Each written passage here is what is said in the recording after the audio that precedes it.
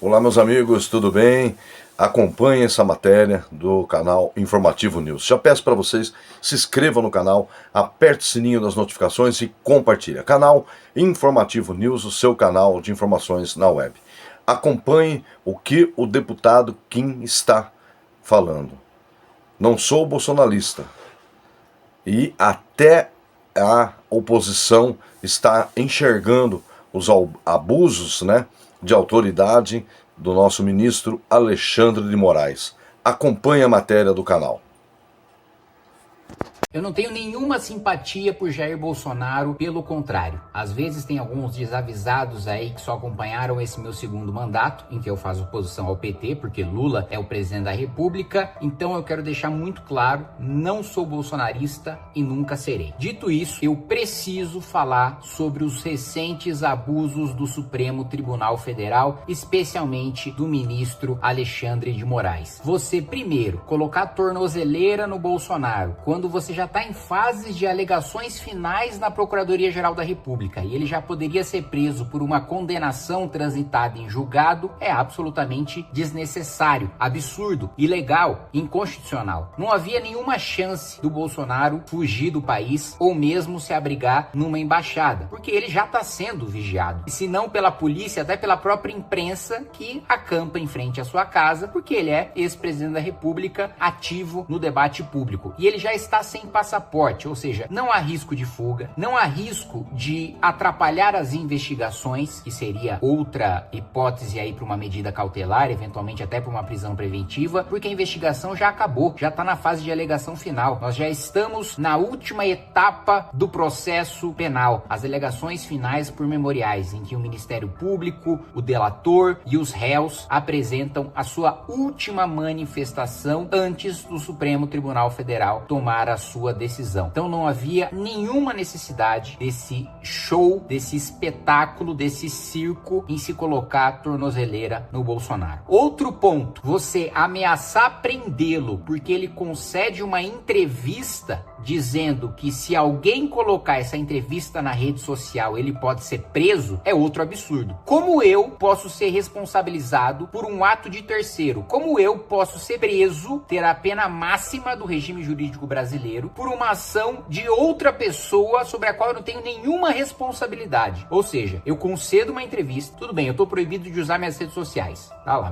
vamos conceder que tô proibido e que essa decisão, vamos fingir que essa decisão, de não utilizar redes sociais foi uma decisão legal e constitucional, que não foi, mas vamos fingir que tenha sido. Aí eu concedo uma entrevista, Aí tá lá, quando você concede uma entrevista coletiva, todos os veículos, e você não tem controle dos veículos que estão fazendo a cobertura daquela sua entrevista coletiva, porque pelo próprio nome ela é coletiva, tem vários entrevistadores. Aí vamos supor, que eu concedo uma entrevista para a Folha de São Paulo e a Folha de São Paulo publica nas suas redes sociais, como faz com toda entrevista praticamente, publica divulgando essa entrevista nas suas redes sociais. Eu sou preso preventivamente por descumprir ordem judicial porque um terceiro publicou nas redes sociais sem que haja nenhuma comprovação de que esse terceiro agiu junto comigo, ou alguém acha que a Folha de São Paulo está coordenando com o Bolsonaro antes de lançar no seu Twitter uma matéria. O Estadão está conversando com o Bolsonaro e sendo um proxy, um braço do Bolsonaro, um instrumento do Bolsonaro quando lança uma entrevista dele na rede social. O Metrópolis, a Globo, ridículo. Não à toa, foi uma das primeiras vezes em que Alexandre de Moraes voltou atrás, porque até a Globo colocou isso como, a Globo, que é assessoria de imprensa do Supremo e do Palácio do Planalto, colocou isso como um abuso, inclusive contra a liberdade de imprensa, não apenas contra a liberdade individual do Bolsonaro de conceder entrevistas, como liberdade de imprensa. Vamos falar sobre esse caso e também sobre o caso da proibição e manifestação na Praça dos Três Poderes com a expulsão do Hélio Bolsonaro, Hélio Negão, Hélio Lopes, do seu mini acampamento ali, da sua barraquinha em frente ao Supremo Tribunal Federal. Depois que você se inscrever no canal, clicar no sininho para receber as notificações e deixar o seu like. Vamos lá. Não é porque está acontecendo contra um adversário político, até mesmo um inimigo político meu, que é o Bolsonaro, que eu vou defender abuso. Mesmo porque esse abuso amanhã, sem dúvida nenhuma, pode se voltar contra mim. Aliás, pode se voltar no futuro, talvez daqui a 10 anos, 15 anos, contra a própria esquerda. A esquerda esquerda acha que vai ter maioria para sempre no Supremo Tribunal Federal.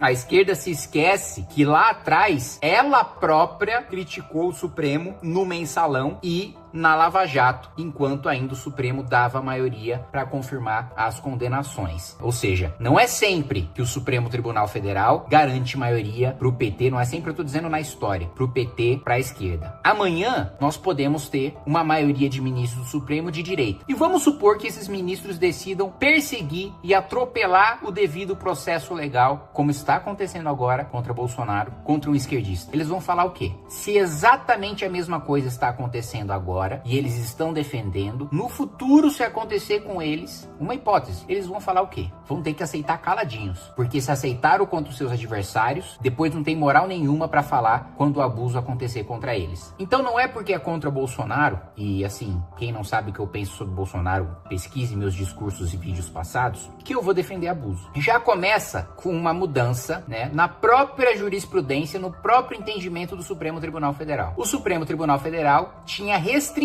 o foro privilegiado para dizer que o foro privilegiado só é aplicado, primeiro, mesmo quando você está no mandato, você não tem foro caso o crime não tenha sido cometido no exercício das suas funções, no exercício da função de deputado, no exercício da função de presidente da República. Aí eles restringiram mais ainda, dizendo que mesmo que você cometa o crime no exercício da sua função, a partir do dia em que você perde o mandato, você perde o foro e, portanto, é julgado na primeira instância. Muito bem. Segundo o entendimento do próprio Supremo Tribunal Federal, Jair Bolsonaro deveria estar sendo julgado na primeira instância. Aí eles mudam o entendimento para um entendimento anterior que eles aplicaram no Mensalão para dizer, olha, como é um crime de grande gravidade, envolve um ex-presidente da República, ele vai ser julgado no Supremo Tribunal Federal. Pois bem, mesmo assim, mesmo se a gente ignorar essa incoerência do Supremo com a própria jurisprudência ou em mudar a jurisprudência só para ir atrás do Bolsonaro, ainda assim o entendimento está sendo diferente daqueles que eles adotaram no Mensalão. Porque se a justificativa é de que o crime é importante demais e as figuras envolvidas são importantes demais para serem julgadas na primeira instância, então o caso tem que ser julgado pelo plenário e não por uma turma, pelo Supremo Tribunal Federal inteiro. Por que excluir parcela de ministros do Supremo de um julgamento que está acontecendo no Supremo porque é relevante? Se é relevante, que seja como no Mensalão e todos os ministros participem, seja julgado pelo plenário. Então, os abusos já começam por aí, na própria origem do processo. E aí você vai analisar o processo, os acusados, incluindo Bolsonaro, não têm acesso a todos os autos, não têm acesso a todo o inquérito, não têm acesso a todas as provas produzidas contra ele. Isso, meu amigo,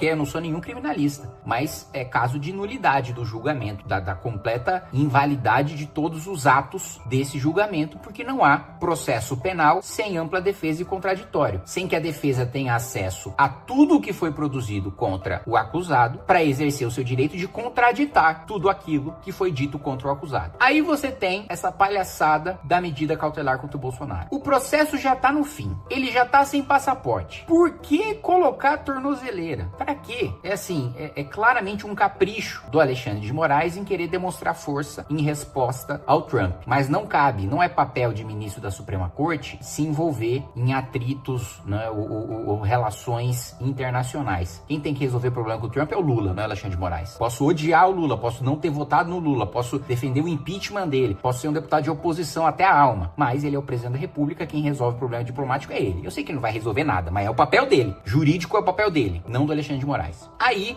nós temos também a bizarrice recente do deputado federal, posso discordar dele, mas ele é deputado federal, foi eleito, o Hélio Lopes. O Hélio Lopes decide fazer um protesto pacífico em frente ao Supremo Tribunal Federal, colocando sua barraquinha lá. Eu fiquei acampado 27 dias em frente ao Congresso Nacional, em área de segurança nacional, para protestar pelo impeachment da Dilma. Naquela época, o Supremo Tribunal Federal não falou nada. O Supremo Tribunal Federal deixou, como deveria deixar sempre, segundo a própria jurisprudência, manifestações pacíficas acontecerem na esplanada, né, na Praça dos Três Poderes. Um deputado federal, na época não era deputado federal, era um mero militante, tinha 19, 20 anos de idade. Um deputado federal eleito não pode fazer uma manifestação pacífica e silenciosa silenciosa em frente ao Supremo Tribunal Federal. Uma democracia pressupõe que decisões judiciais, administrativas, políticas, legislativas, todas possam ser questionadas. Todas possam ser alvo de protesto. Ainda mais por um deputado federal que é eleito para isso, que possui um status legal e constitucional de representar o seu eleitor, porque o eleitor não tem tempo de ficar indo toda hora para Brasília ficar protestando contra abuso. O deputado federal é eleito para isso. Não satisfeitos em mandar tirar o Hélio, e ainda vai o próprio governador cumprir a ordem do Supremo. Você vê o nível de sujeição, de submissão. O governador com tanto medo, porque vamos supor que o governador manda a polícia militar lá tirar o Hélio não quer sair, a polícia não consegue tirar ele. Vamos supor que uma multidão se juntasse e não deixasse tirar o Hélio de lá. Por que o governador foi lá pessoalmente? Isso é medo. É medo de ele mandar a polícia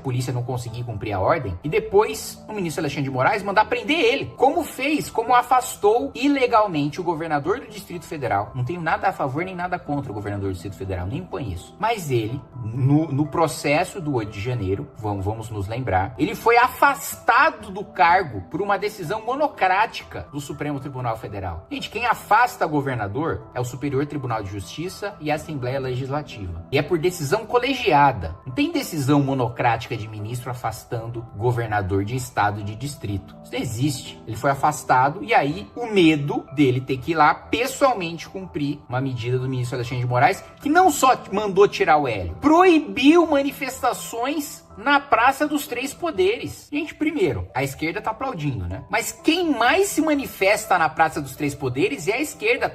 Eu tô lá, toda semana tem sindicato, tem CUT, tem UNE, tem MST, tem tribo indígena, toda semana tem. Aí agora eles vão aplaudir, proibir. Gente, olha a gravidade dessa decisão. Proibir manifestações na Praça dos Três Poderes, impedir numa democracia que a população se manifeste, mostre a sua indignação no núcleo, no centro do poder. Isso me lembra até uma piada que o Ronald Reagan contava, né? Ele dizia que um americano estava conversando com um soviético, e aí o americano falava: olha, no meu país eu posso colocar uma caixa em frente à Casa Branca, subir nessa caixa e falar fora Ronald Reagan. Você pode fazer a mesma coisa? Aí o soviético disse: eu posso chegar lá no Kremlin, colocar uma caixa, subir na caixa e falar fora Ronald Reagan. Assim, é uma piada para ilustrar o autoritarismo de não se poder protestar contra a autoridade máxima ou outras autoridades do seu país, que é coisa de ditadura. Para se proteger a democracia, numa democracia, utilizam-se instrumentos democráticos. Sob a justificativa de se combater uma ditadura, numa democracia não se implementa outra ou não se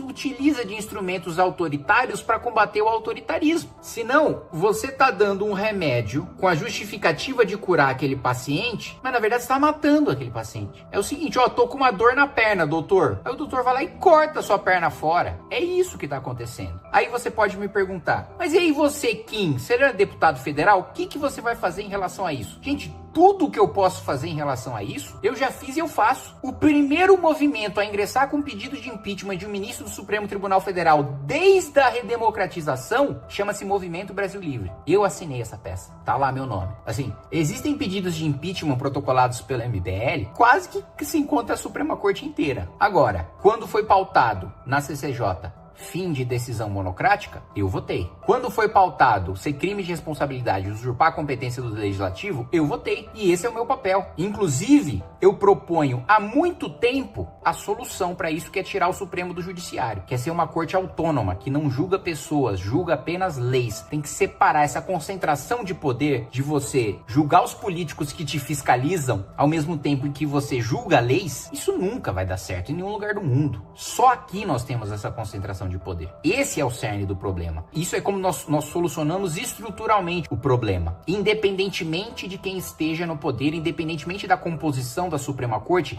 é assim que se soluciona o problema. Agora, isso não resolve no curto prazo, isso é uma medida de longo prazo, que envolve uma reforma constitucional. No curto prazo, quem é responsável por tomar uma atitude em relação ao Supremo Tribunal Federal? O Senado. Eu não tenho o poder de abrir CPI contra ministro do Supremo. Eu não tenho o poder de iniciar processo de impeachment contra ministro do Supremo. Quem você você votou para senador? Eu não tenho nem idade para ser senador, não posso nem me candidatar. Quem você votou para ser senador? Em quem o seu senador votou para presidente do Senado? Porque os senadores bolsonaristas votaram um sujeito chamado Davi Alcolumbre. Você que nem é deputado, você que não é senador, você tinha alguma expectativa de que Davi Alcolumbre responsabilizasse algum ministro do Supremo Tribunal Federal? Não, né? Você pode ser um cidadão comum, cuja vida não é a política, como é o meu caso, o caso dos congressistas, de senadores e deputados, mas você sabe dessa obviedade, né? Você acha que o seu senador não sabia disso? O seu senador de direita não sabia disso na hora de votar no Davi Alcolumbre? Eu não posso fazer.